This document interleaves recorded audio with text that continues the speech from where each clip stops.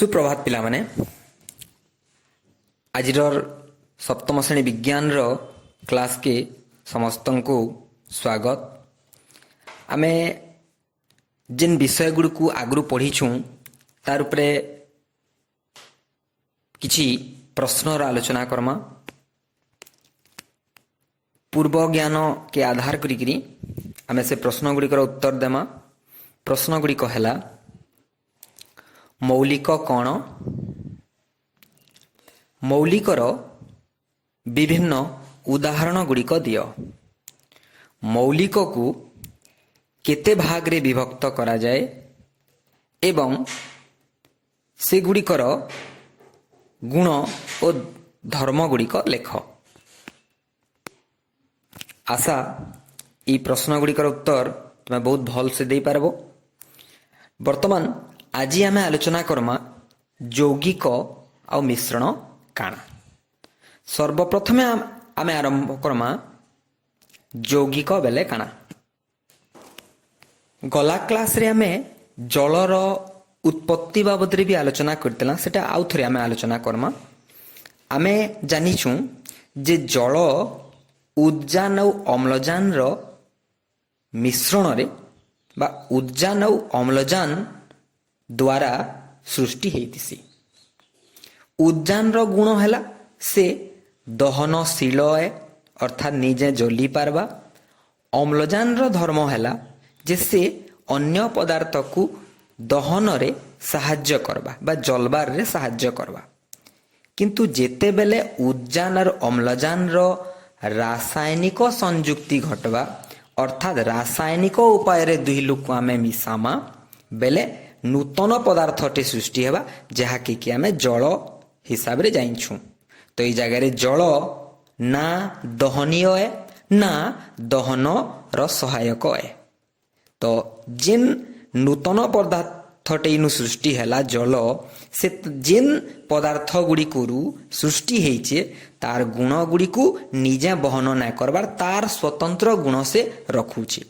तो ई जगह रे आमे कहि पारमा इनु उद्जान और अम्लजान दुईटा भिन्न भिन्न मौलिक रासायनिक उपाय रे जल के सृष्टि कले।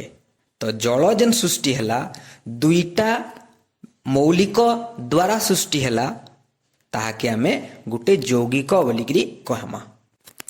एंता आमे गुटे पात्र रे किछि लुहा गुंड नेमा आउ किछि गंधक गुंड नेमा आ दुही लुकु मिसामा। देखमा सेतिरे किछि परिवर्तन होउछे कि नाही। आमे देखमा जे सेतिरे विशेष किछि परिवर्तन नै हुई। माने गंधक हल्दिया दिसचे आर लुहा गुंड आमे जेंता नैथिला भी हेंता ही दिसुची। किंतु ताहाके जेतेबेले आमे गरम करमा लुहा और गंधक दुहीटा मिसीचे आ ताहाके आमे जेतेबेले गरम करमा सेतेबेले से दुही लुकर भितरे गुटे रासायनिक प्रतिक्रिया हेबा आउ गुटे नूतन पदार्थटे सृष्टि हेबा। जेन नूतन पदार्थ सृष्टि हेबा से लुहा आउ गंधक र गुण गुड़ी को हराबा आर तार निजर स्वतंत्र गुणटे से बहन करबा।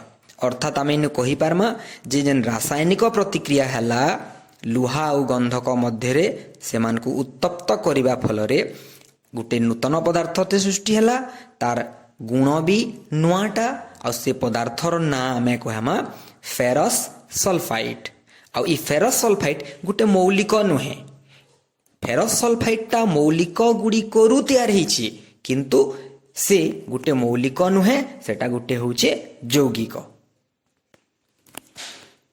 तो आमे शेष रे कहि पारमा जे दुईटा किंबा तीनटा बा तहिरु अधिक भी भिन्न भिन्न मौलिक गुड़िक जेतेबेले परस्पर सहित रासायनिक प्रक्रिया रे विभिन्न अनुपात रे मिसबे आउ नूतन पदार्थ सृष्टि करबे से नूतन पदार्थ गुड़ी को आमे यौगिक बोलिकरी कहमा।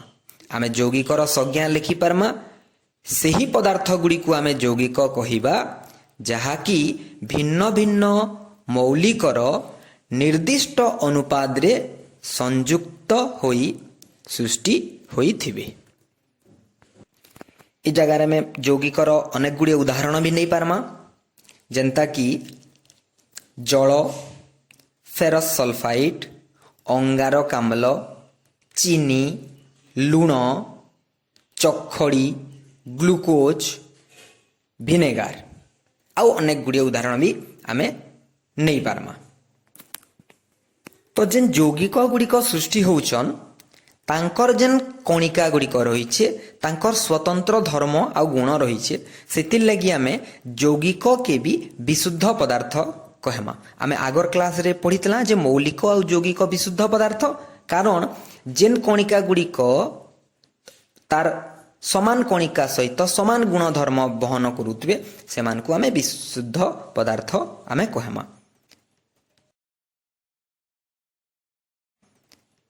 वर्तमान आमे आलोचना करमा मिश्रण बाबद रे। मिश्रण आमे कहा के कहमा। पहला कथा हैला मिश्रण गुटे विशुद्ध पदार्थ नुहे, कारण मिश्रणर संज्ञारू आमे सेटा क्लियर हे जिमा। मिश्रण बेले आमे कहा के कहमा जेन पदार्थ रे एकाधिक मौलिक बा यौगिक जे कोनोसी अनुपात रे मिसी थिबे ताहाके आमे मिश्रण बोलिकरी कहमा। मिश्रणर उदाहरण गुड़िक है चीनी शरबत। चीनी शरबत रे चीनी आउ जल मिसिथिसी। चीनी गुटे यौगिक, जल गुटे यौगिक, दुईटा मिसले मिश्रण तैयार कले। तापरे सालाड, आमे जेन पनीपरिबार सालाड तैयार करसुँ से प्याज, काकुड़ी, टमाटो, लुण, दही मिसासु, सेटा भी गुटे मिश्रण हवा। जदि मुग, बिरी, गोड़ी, माटी मिसी जाइतबा सेटा भी गुटे मिश्रण।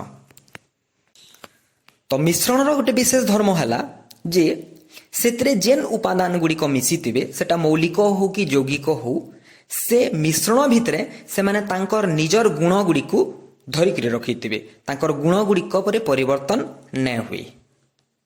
सेटा गुटे आमर तार विशेष धर्म है। आउ से मानकु आमे जेते बेले चाहमा मिश्रणरु तार उपादान गुड़िकु आमे विभिन्न प्रक्रिया रे अलगा भी करि पारमा। से प्रणाली गुड़िक बड़ बड़ क्लास रे तमे पढ़ब। आजिर लगी एतकी। आमे परवर्ती क्लास रे पढ़मा अणु परमाणु जेन प्रश्न गुड़िक दिया है तार समाधान करब। धन्यवाद।